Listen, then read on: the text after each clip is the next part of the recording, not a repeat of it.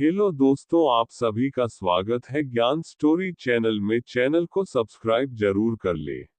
धार्मिक ग्रंथों में निहित है कि तंत्र मंत्र सीखने वाले साधक तमोगुणी होते हैं।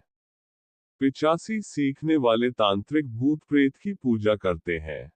तांत्रिक बनना आसान नहीं होता है।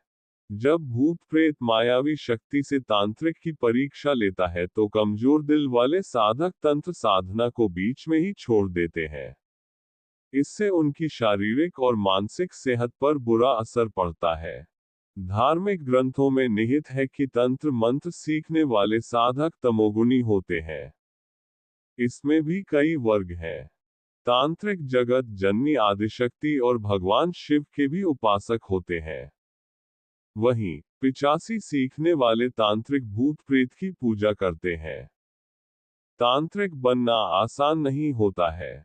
जब भूत प्रेत मायावी शक्ति से तांत्रिक की परीक्षा लेता है तो कमजोर दिल वाले साधक तंत्र साधना को बीच में ही छोड़ देते हैं। इससे उनकी शारीरिक और मानसिक सेहत पर बुरा असर पड़ता है। ऐसा भी कहा जाता है कि जब तांत्रिक सिद्धि पाने वाला होता है या सिद्धि के करीब होता है तो भूत तांत्रिक को डराने की कोशिश करता है। इसके लिए अघोरी तांत्रिक हमेशा ही अग्नि बेताल सिद्धि करने से पहले रक्षा मंत्र बांधने की सलाह देते हैं। साथ ही गुरु के सानिध्य में ही अग्नि बेताल सिद्धि करने के लिए कहते हैं। लेकिन क्या आपको पता है कि सम्राट विक्रमादित्य ने अग्नि बेताल सिद्धि प्राप्त कर ही बेताल को वश में कर लिया था। आइए अग्नि बेताल सिद्धि के बारे में सब कुछ जानते हैं। इतिहास के पन्नों को पलटने से पता चलता है कि सम्राट विक्रमादित्य महान योद्धा थे। वे महान सम्राट, कुशल शासक, धर्मज्ञाता, पराक्रमी और अखंड भारत के निर्माता थे। उनके दरबार में नवरत्न रहते थे। ऐसा भी कहा जाता है कि दरबार में नवरत्नों की प्रथा के जनक भी सम्राट विक्रमादित्य हैं। सम्राट विक्रमादित्य के दरबार की शोभा बढ़ाने वाले नवरत्न एक से बढ़कर एक थे। इनमें एक बेताल भट्टराव थे। इन्होंने बेताल पचीसी की रचना की है।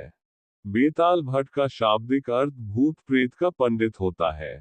हालांकि इनके नाम को लेकर ठोस तथ्य वर्तमान समय में उपलब्ध नहीं है। आचार्य चाणक्य की तरह उनके भी कई नाम हो सकते हैं।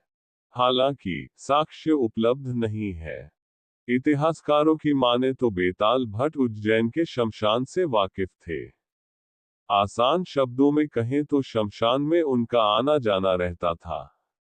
ऐसा भी कहा जाता है कि उन्होंने बेताल को भी शिक्षा दी है।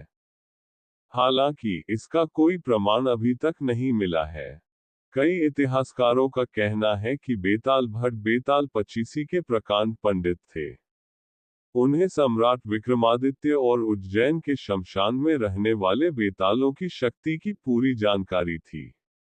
इसके लिए उन्होंने सम्राट विक्रमादित्य को अग्नि बेताल सिद्धि प्राप्त करने की सलाह दी थी। गुरु के सानिध्य में रहकर सिद्धि करने के चलते विक्रमादित्य सिद्धि पाने में सफल भी हुए थे। दावा किया जाता है कि सम्राट विक्रमादित्य ने अग्नि बेताल सिद्धि के जरिए 2 बेतालों को अपने वश में कर लिया था। इसका वर्णन बेताल भट्ट की रचना बेताल पचीसी में है। ज्योतिषियों की माने तो वर्तमान समय में भी तांत्रिक अग्नि बेताल सिद्धि करते हैं।